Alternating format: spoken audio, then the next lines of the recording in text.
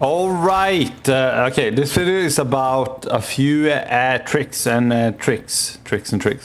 A few tips and tricks that you might not know about. Okay, so the first one is wind grenade. Okay, everyone knows about the wind grenade. Okay, but the important part is when you're playing with a good team and you're communicating, there is a way to rush the enemy team super proficiently, super fast and super aggro. Okay, it's the wind grenade. There's two maps. There's only two maps where you can do this, to just straight up push in the center or push like down the middle and surprise the enemy. Okay, now you probably aren't gonna do this every round, but you might do it 2, 3, 4 rounds out of a match, or whatever amount of rounds. As long as you get the surprise element of effect, and you get that, and your team is good, ends in 40 seconds. Good enough to take advantage of that, it's pretty damn good, man. I know I've gotten like pretty bad teammates that have no idea how to deal with this, and we've lost just because like they're ignoring like the wind grenade strategy. And it's basically here. It's on this map and the desert map. I'll show you. 20 seconds. It's here. You throw it here, and then you can get up here, right, and then straight up to C, or you know, I mean, there's probably gonna be enemies here, and you know, you can surprise them that way. Another one is, that's unlucky. The timer is running out. Defenders win. Another one is right there. Okay, you can get right there, and you can have like a nice angle on the enemies coming in. Without taking the full risk of jumping down. Okay, that's really important, because if you're up there, you might have gotten like a down or something, right? And typically you're like, or at least if you're like me, I'm like, fuck, I really want to kill this person that I downed. I don't want to allow them to revive. You might become desperate and jump down just to finish that kill, and then you end up getting ganked because there's two enemies here, two enemies here, and they rush you and just kill you, and that's pretty frustrating. So yeah, there's a good amount of times where if you're here, you know, and also a good suggestion, maybe even smoke this area here, or smoke underneath, right? You get up here, double jump here, and you have like a good angle, right? And if there's people here peeking or hiding, you can try to finish them off or finish off a kill, right? And if anything goes bad, you can jump right back, right? And they can't get you from here, right? Okay, that's another suggestion. The other map, and I'll show you here. Defenders win. Okay, the other one is right here, right? Oh my god. Okay, well, I'm stupid. I didn't pick a wind grenade. Yeah, you get the gist though. The other one is right here. You put it there, and boom, your whole squad goes up there. The enemy has done this a few times to me. My team has never done this, but I've experienced it, and it really does disorient my team. And can be super annoying. Also, I would suggest, if you're really good with Galatea, especially if you in the later stage when you have like at least Awakening upgraded, and you can teleport down to either decoy, or well, preferably you would have like Awakening 3, where you can teleport up, down, you know, take a few kills along the way.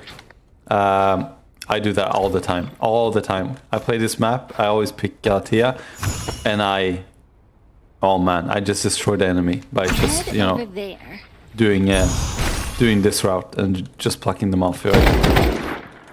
Especially just waiting here, just like chilling here until one enemy starts to rush here, and you just pick them off, or you just wait. You have your team like fake push A, or actually push B. You wait for the whole squad to 40 seconds. The whole enemy squad to go to B, right? And then you you know, you do your thing here. Really nice and efficient. And even if you're really sneaky, you could just like, you know, calm down before shooting, and you do this, and then you start shooting, right? Get a kill, and then you can switch to here. It's really efficient.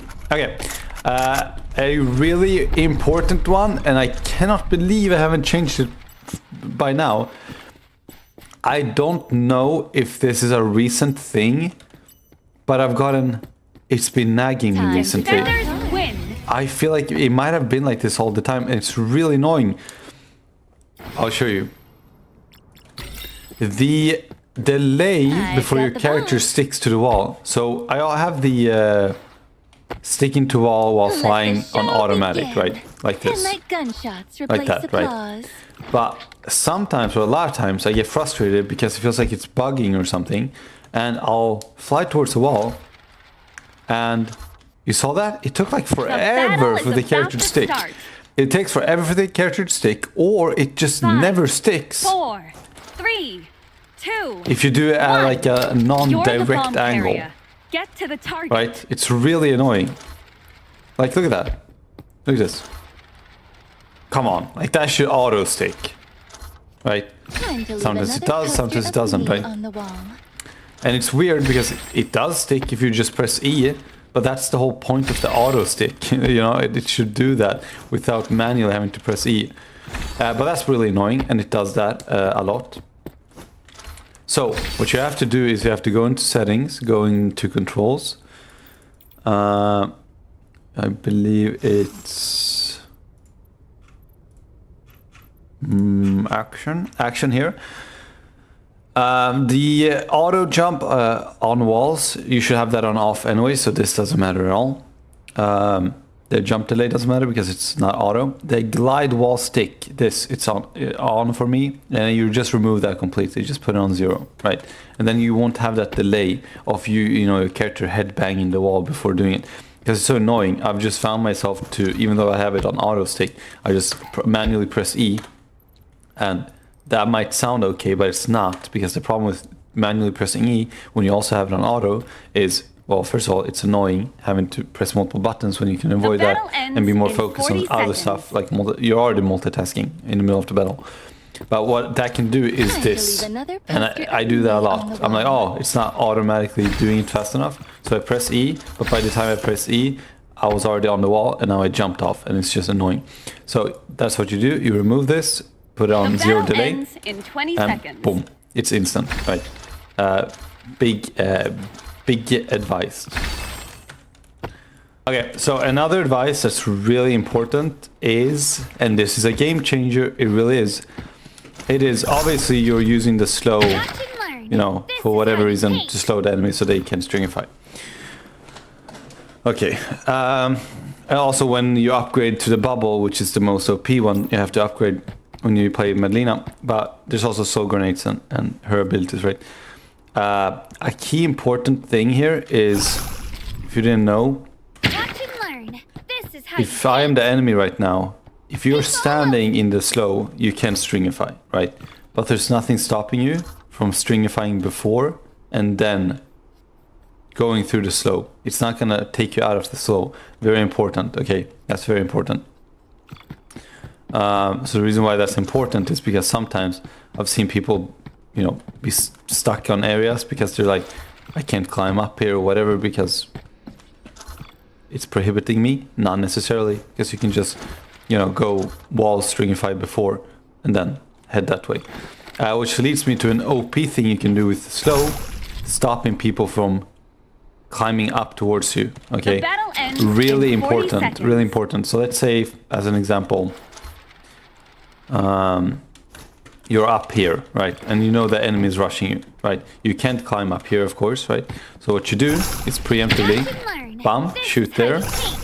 Oops.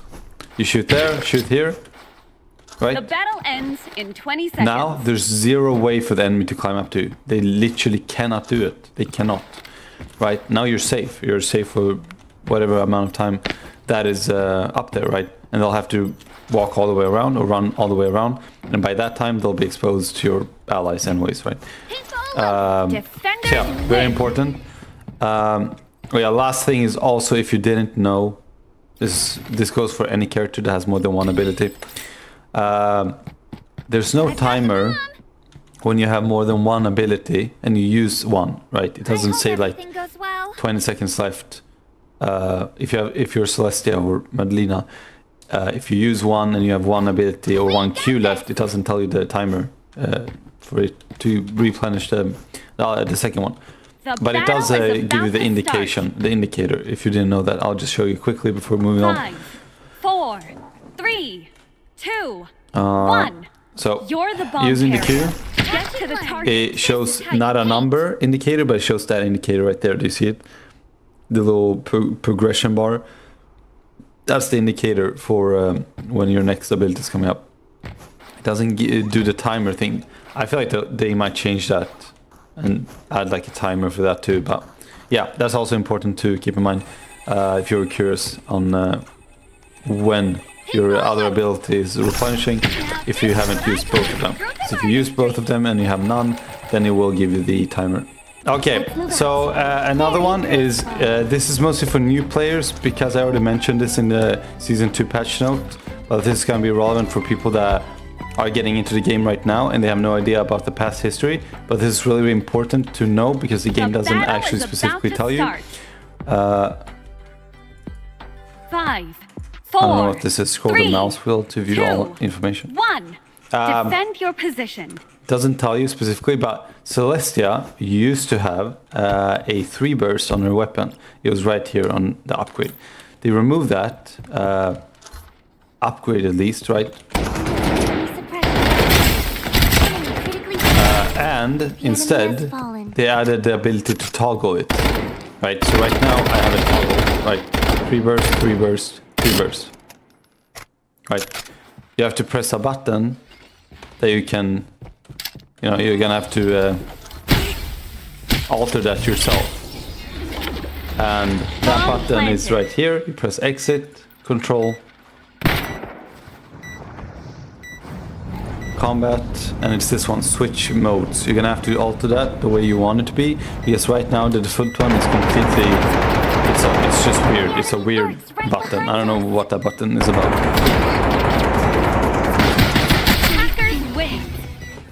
Okay, here's a really important one on the character Galatea. Okay, everyone picks the Awakening 3, and I was also hardcore shitting on Awakening 2, which basically gives you a, when you teleport to your thing, your Q throughout, you become invisible for 3 seconds, which sounds good, but you also can't shoot and you can't cancel it early, yada yada yada. It wasn't great, I thought.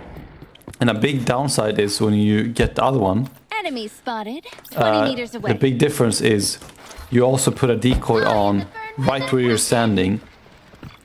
So when you teleport, you get put a decoy on right where you're standing, which I liked a lot.